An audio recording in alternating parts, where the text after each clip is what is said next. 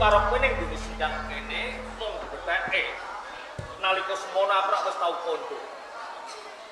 Sepiro nggon mulah digladen wis rampung apa durung wis prigel apa ora? Kakang ya pancen Kakang yen sampean kira kabotan aku kepengin sampean iki gulung mentah lawan aku Kakang.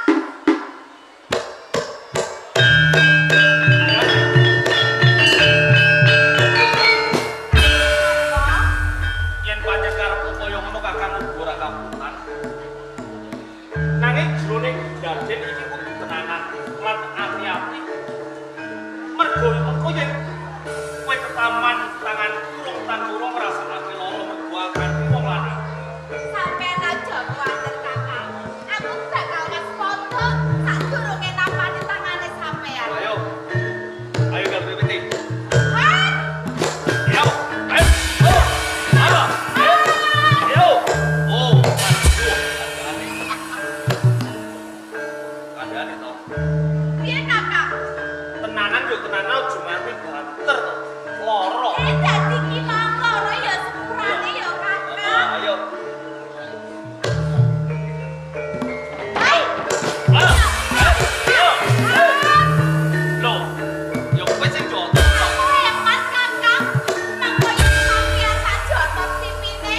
Lah nek kowe ora jotos kapan nggonmu iso nggaden ora ngroko? Ayo sampean satu loro ya hemat aku melu masak loro Ayo. Kakang. Bapak. Ayo. Wah, Ayo. Ah. Ayo. Ayo. Oh. Kamu kowe mapan ini apa? ya kene Kakang aku. Kowe nek aku jotos ora. Kowe wis cukup.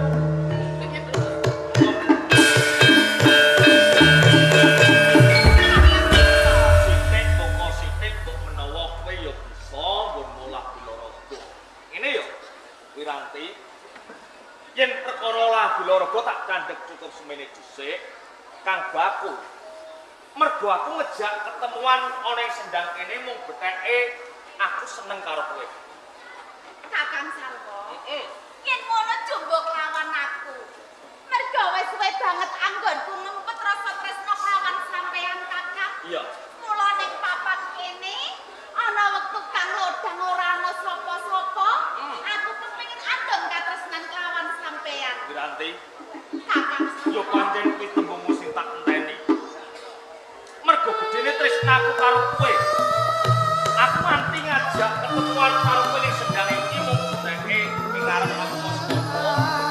Mergo gedene tresnaku karo kowe ora ono waktu kang tresnane kok ketemu kowe. apa tenan iki Kakang? Kakang Sarwo. Wiranti, Rumangsa seneng banget aku. Sakwise sampean kondo kaya mangkono Kakang. iya. Kaya-kaya aku iki wani tepak kabeh janji. Kok bisa padha kaya mangkono? Lah yen napa? Mergo sampean iki lahir batin. Wiranti, kuwi pancen bener. Gedene sumpah. Tinimbang aku ora bisa omah karo kowe padha karo kowe. Ketemu tak enteke pati. Yen ngono cukup lawan aku Kakang Sarwo. Senajan to ning jagat iki akeh bocah lanang sing bagus. Ya cukup sampean dhewe sing tak tresnani Kakang Sarwo. Apa kaya tresnaku tan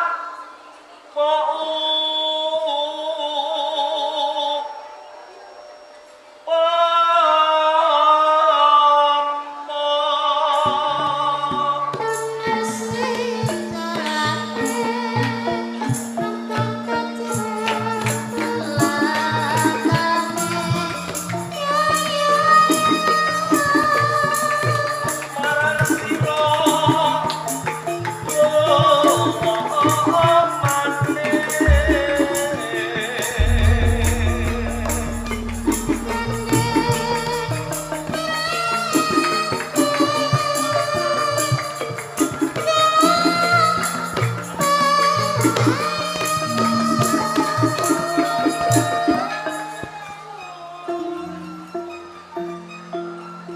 dasar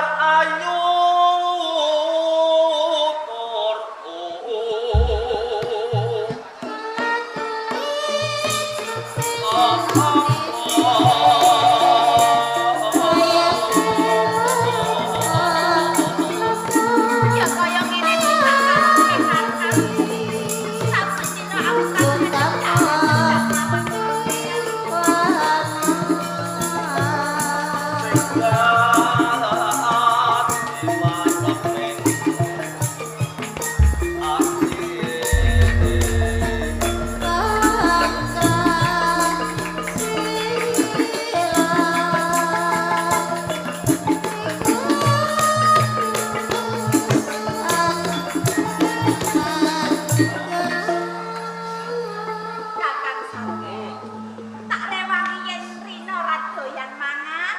Yen bengi ra bisa turu nganti awakku kuru kaya ngene. Urukan daging ya. Sampeyan iki lho. Bot-bote iki aku kangen kawan sampeyan. Lali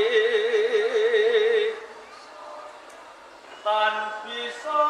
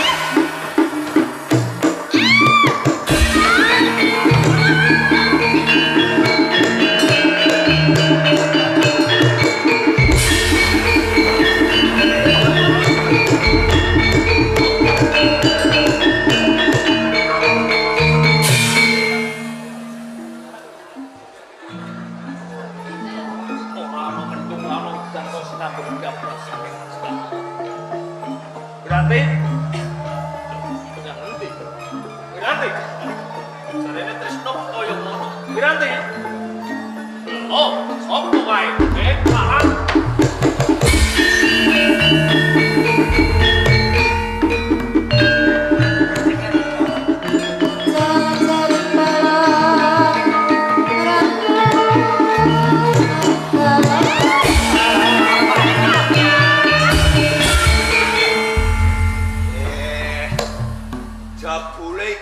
Yang-yangan yo karo Sarwo.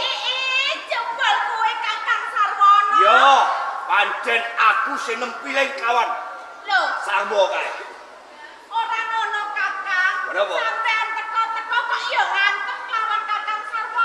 Lupute Kakang Sarwo iki opo to Kakang Sarwo? Kowe tanggap nganti aku nempiling kawan Sarwo. Nggone cedhak lawanku. Sing kudune kowe iki lantik. Kowe kowe iki bisa nggagapi nganti tumindakku kang kaya mengkono tak tibake karo sarwa. Apa dosa lan kang putane Kakang Sarwa sanganti sampeyan. Ben ngerti? Cetane ngomong sarwa dhewe si seneng. Aku seneng kowe dhewe.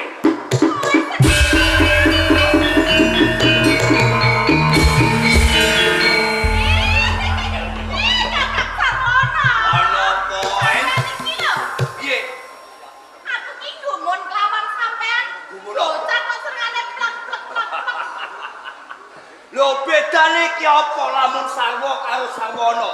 Padha-padha jokone.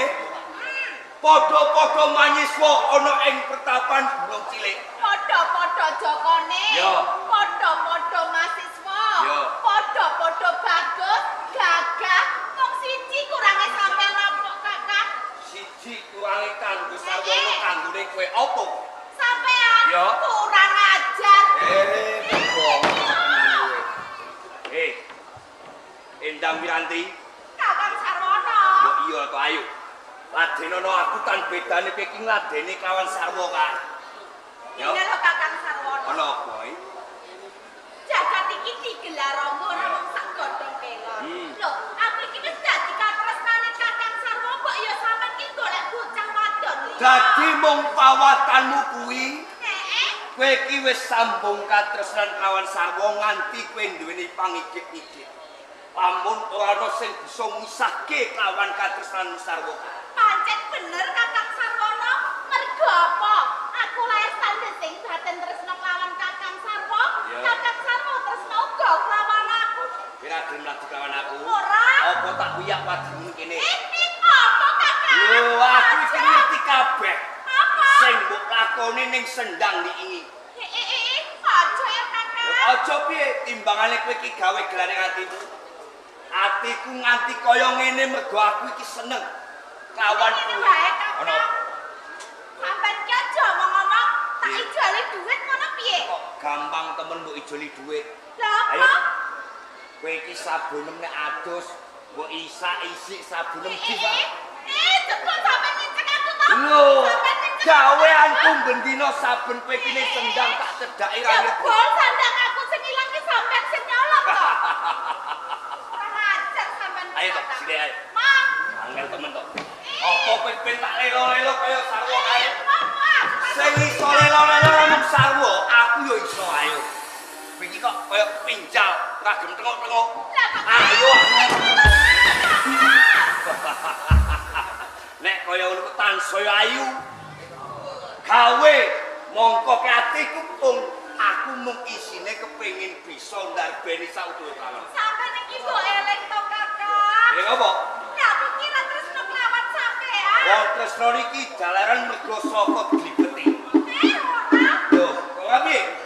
Lamun kowe iki saben dinane tak glibeti, urung tan luwak bakal luwake rasa senengmu kanggone aku. Iki aku ora Kakang. Yen ta saben dina mbok glibeti aku tak kaya kudu. Ayo sampeyan iki lho. Penting men karo aku. Yo Ben. Ayo ah. Aku wis suwe lho. Kakang Sarwana. Aduh, Kakang. Aku ning kalau seneng awan. Wah, kok citaan wajan. Yo Ben, seneng kowe yo. Seneng. Yo kuwi senenge klangan nih karo aku. Apa meneh? Apa? Aku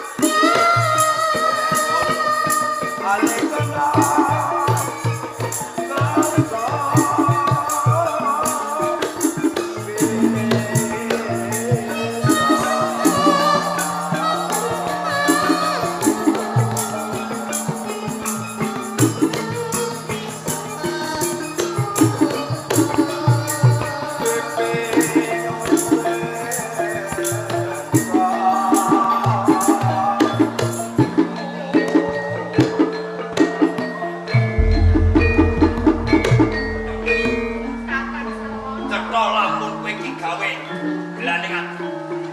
Nanti aku benang-benang kote aku pengen ladeni betane kowe ladeni. Lawan katresnan sarwa Pak. Kakang Sarwo. Ono. Ya syukurane sing gedhe yen to atimu iki suwe atimu lara kakang. Ning nek arep aku wis kono yen to aku iki nurut kelawan Kakang Sarwo kakang. Dadi Tresna pati-pati kal sarwa. Ning papan kene nek ora gelem pisah lawan sarwa, bakso aku kang bakal misahke lawan kowe. Ayo. Ayo.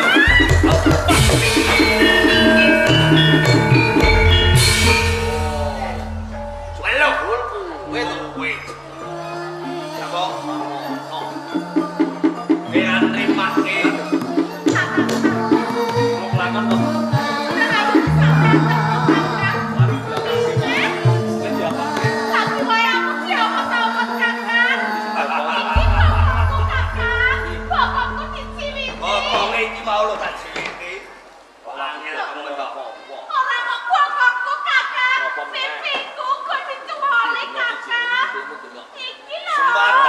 Kesempatan. Sarwa, Weri to. ya iya, Sarwo ono. jane iki ngopo to? Ya kok ngopo piye? Aku enak apenak lagi langen Brayan. Iya. Langen Suko. Karo Wiranti kok mbok limpe saka mburi. Jane karepku piye to? Lho kok suto kelawan kowe Sarwa. Oh. Nanti aku nempiling kelawan kowe mlego runtik sakjroning ati. Ora mau ngomongake nggonmu andung katresnan kelawan Endang Wiranti. Lah karepku Kenane aku go seneng kelawan Endang Wiranti.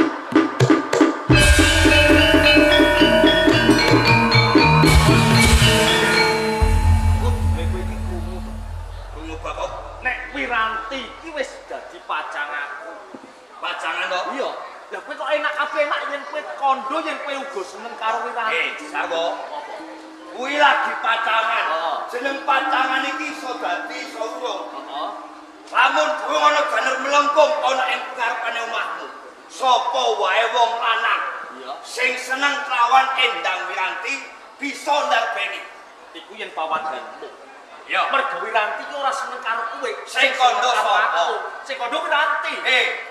Endang Wiranti ki mau meh gelem karo aku. Ya terus Mergo tekamu ning papan kene, dheweke wedine isin karo kowe, dheweke nampik wis lawan aku. ngene wae. Ana apa? Yen pancen kowe uga seneng karo Wiranti. Ya. Kowe gelut karo aku duduane Wiranti. Kaya ngono. Ya. Aku sarono kan nolak tantangane musuh. Padha wae. Ning papan kene, lamun kowe ndi, kowe ning ati sekali saya. Ayo, temtokake sarwa apa sarwa. Oh, mangate. Iya.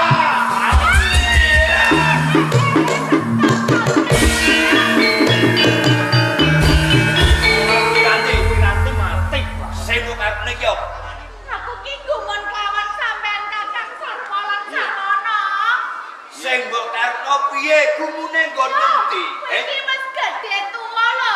Yo. Ora bocah wadon kok ya direwangi dadak gelutan lho. Salahe kowe kira gelem nampa kelawan katresnan. Lah iku kan wong siji namung katresnan. Kowe kok luputake? Kowe kok luputake Kenapa? Wiranti? Stop Kakang. Wiranti kondo yen ora seneng karo kowe kok luputake. Dheweke iki arep gelem. Ini lho Kakang. Piye, piye? Wis ngene wae Kakang Sarwo lan Sarwono. Iya, Wiranti piye? Sapa sing entuk gawean luwih dhisik, kuwi bisa dadi katresnanmu Kakang. Sapa sing entuk gawean dhisik, Gawean. besok dadi bojomu. Aku kok bakal. Ora mau aku kowe. Lah piye? Wiranti calon bojoku. Ya sekarang timbang kowe dhisik aku sing arep kowe gawean. Aku dhisik. Siap.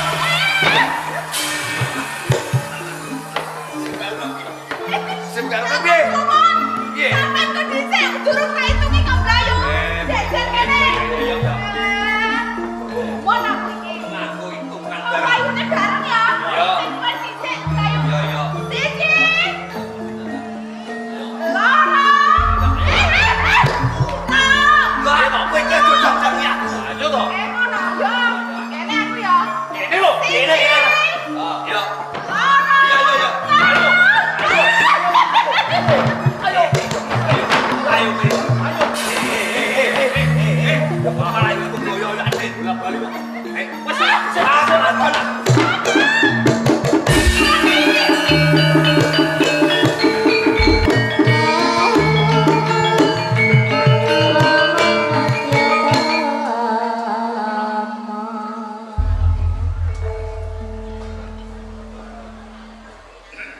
Betak nggih. Dawuh katimbalan Sajroning tata lungguh pinantulah harjo. pikantuk berkah pangestunipun guru kalis ing Sangkala. Kinarya bekti kula konjuk Dak tampa kosok barine pangetune wong kula tampang. kula tambi mungkin dadosaken simat. Enak sopan. Kawula timbalan guru padha becik tuan. Pangestunipun kalis ing Sangkala. Sungkem kula katur. Tak tampa pangetune wong kula tampang. Kapundhame mono jemat enak. Wis taken dawuh. Kalang paring pangandika bapa pinantulah ayu. Pangestunipun slamet wilujeng sowan kula. Namung salam taklif kula katur kersaning bapa. Iya, iya. Tak tampa karo bapa mati. Wong wae iki tansah hamba bardaya pangaripwa kula. Iki penak men. Pangestu ageng dawuh. Hasan.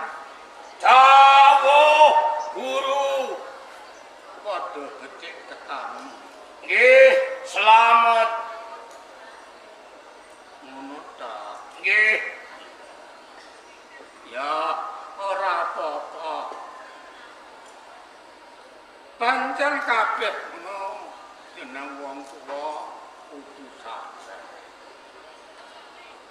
Kalang betak cih lan trenggalek tunggul.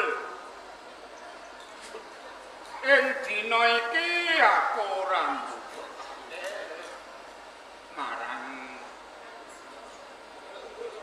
suasana mung wae aku takon ing betak piye kabar pawan-pawane. Pikantuk berkah pangestu panjenengan.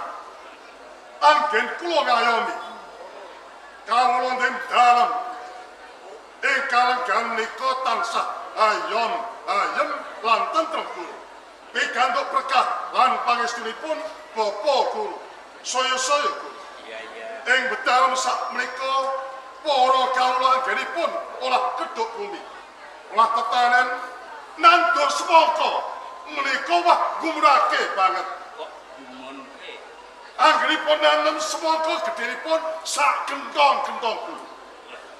Mereka pikantuk berkah pangestu panjenengan. Entuk sawahku nek. Nggih, mereka saestu. Ya, matur nuwun. Ya, trenggalek piye? Sami mawon. Sasampunipun kula wedi kaweruh imbo ilmu nyantek wonten ing Padepokan Bonoro. Ing trenggalek owawanipun boten limtrah. Tiyang nanem gedang kemawon agengipun sak kentong-kentongan. Saestu kok ngidap-idapi temen. Nggih, arep sedaya kala wau kenging sawu pandonganipun Bapak Kyai Wacek. Ya cocok. Noniji. Matur nuwun. Noniji. Enak. Ngestakaken dawuh. Kanggo langin piye? Tanggulangin namung biasa kemawon. Sasampunipun pangasta pedhang panguwasa. Tanggulangin kalebiran segara watu boten kirang sandang senggo pangan. Iya. Hasan, jauh guru. Kabare piye? Nggih. Tunggul pancen kathah uwahanipun. Sak sampunipun tasan besari maguru wonten ing Bono Rawa. Ewah-ewahanipun kathah mbok menawi kenging pandonganipun guru pacet nanging boten ngemungke Palawija. Tiang Tunggul niku sing wedok wong sak desa meteng bareng. Iki kok malah Aneh iku nggih. aneh kok ora lumrah. Nyatane boten napa-napa meteng niku kanugrahanipun Gusti sing dadi kocapan guru. Piye? Mbok menawi kenging pandonga panjenengan. Bayi lair cengar. Ambane padha lawang. Atane cangkeme. Lho bayi cangkem padha lawang. Padha lawang. Yang mangan gedang sak kentongan, semangka sak gentong. Niki nak cangkeme ambane ora sak lawang, boten sedeng. Sebule iku maos. Malah kowe kok. Pripun? Ya ngene iki lho, nganti kasan besari. Ngabarke ana bayi cangkeme sak lawang. Nggih, arep sedaya kala wau. Karono kula ning mbok weruh ing Bono Rawa. Uruse Pak. Iya, ora apa-apa. Ngene lho ya. Sing mesti aku bakal ngenalke iki lak dina iki ana tamu agung. Tamu agung. Ora liya putra saka kraton Majapahit. Kanjeng Pangeran Lembu Peteng. Iki dina uga manyiswa ing Bono Rawa. Manyiswa ing Bono Rawa.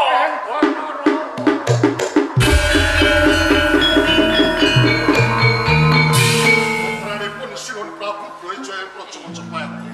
Sak menika kang Sugawara wonten ing pertapan Bono Rawa.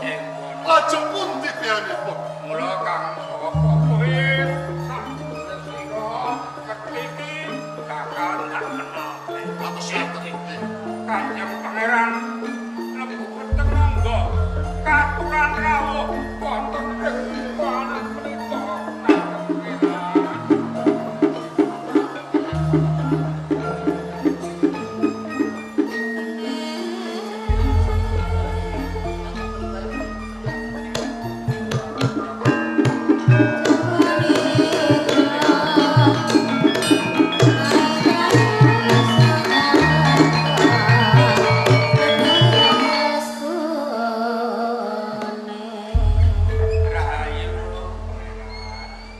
Pikantuk berkah saha panestunipun Bapak Kyai Pacet.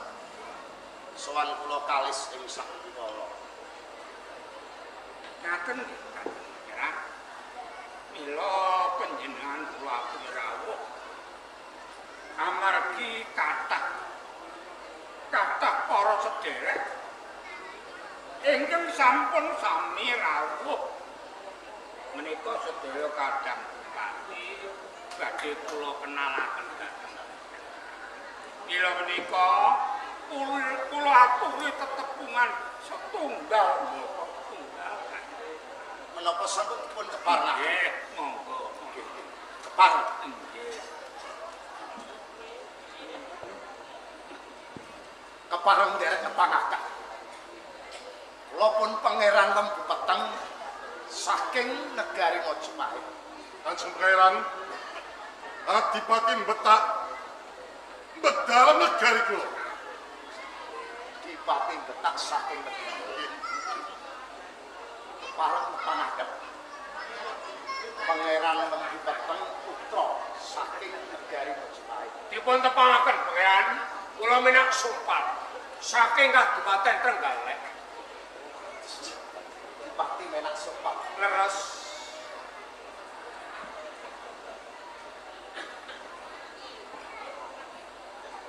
Pangeran Lembu Peteng saking Majapahit. Kula kalah adipati saking Tanggulangin. Menawi wonten danging penggalih kesakamper ing Tanggulangin badhe pasang bandera kulumpul pratandha pahurmatan. Matur sembah nuwun. Parang panaken kula Pangeran Kalang saking negari Majapahit. Kasan Besari saking Tunggul Kanjeng Pangeran Lembu Peteng. Yen wonten kalodhangan monggo kampir ting Tunggul ngrika usum sega tiwul. Sega tiwul sampeyan ngertos? Dereng mangertos. Sega tiwul niku berase setengah kilo, telane 15 mengke dicampur jenenge niku sega tiwul. Enak. Nggih.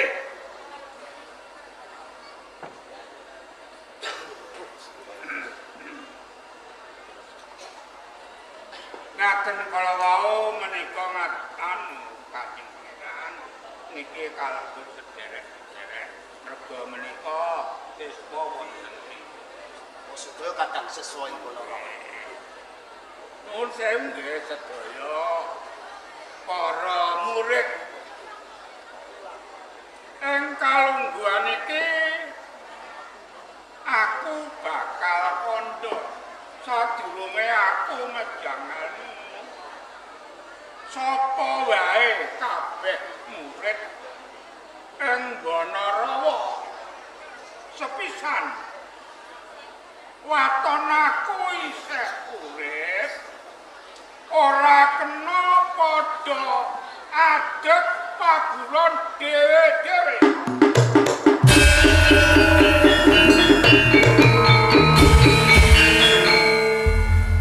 Luweh-luweh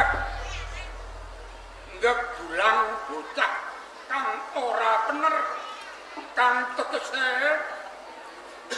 ngulang bocah ngelmu ireng tegese ngelmu penjijatan iki ora tak kenake sop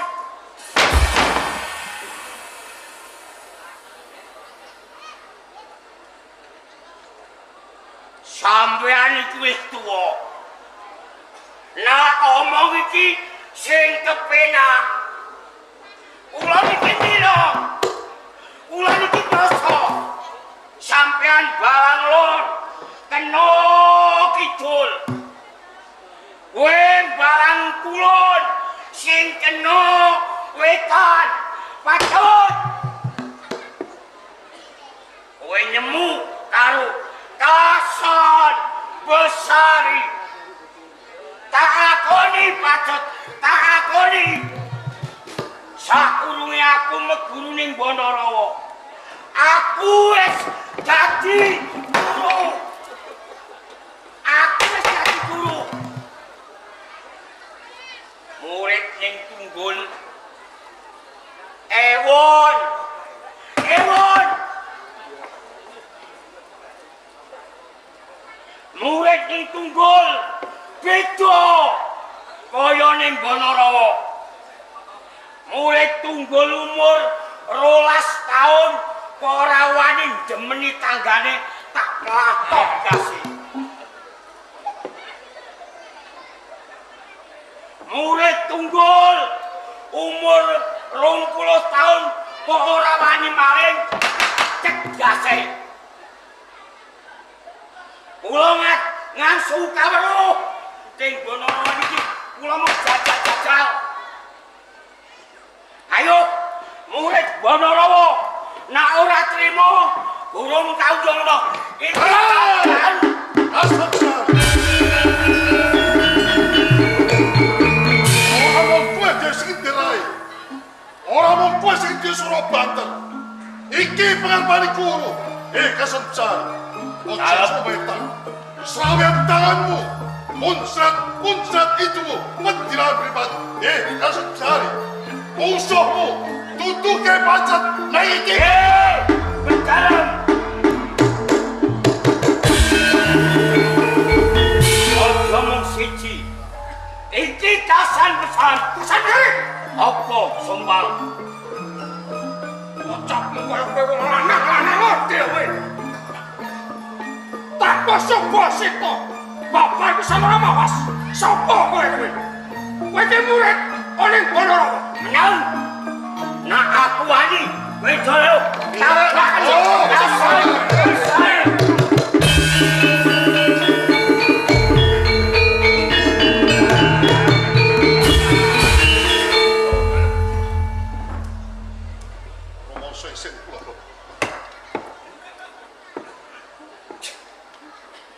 sampean wong tua nak omong sing kepenak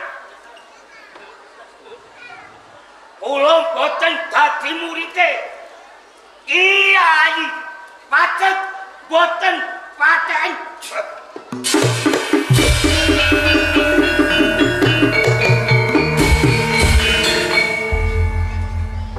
Apa Kiai Pacet? Nuwun sewu. Lagi ki aku dadi wong tua kok idone. Kiai Kakang Kasan besar menika trekahipun sampun kaliwat wates. Kula ibarataken gajah ingkang bedal saking wandiran. Sinten kemawon boten saged nyepeng gajah yang sampun bedal saking wandiran menawi boten seratinipun.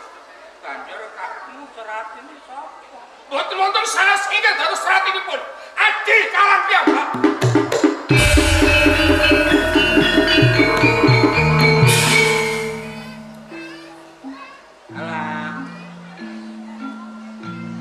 Opo Kiai Pacet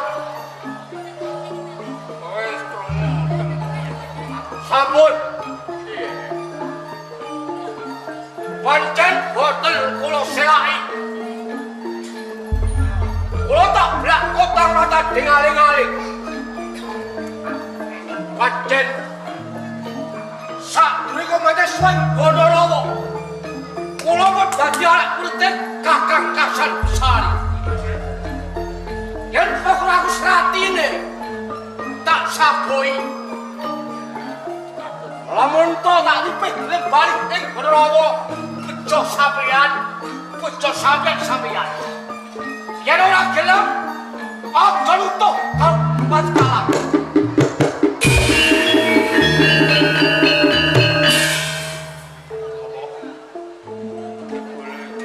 Sepuluh murid-murid saking Ponorogo.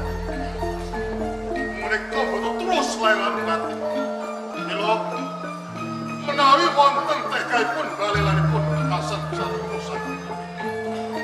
Ya perkara ora perlu ditanggapi. Nuwun sewu Bapak Kiai Manis. Kakang bedal. Ora turun kondur wonten ing kadumaten betak. Apa menawi pareng kula piyambak ingkang bari metukaken yudhanipun Kasan Besari lan Pangeran. Iya, hati-hati ya. Pareng nyuwun pamit.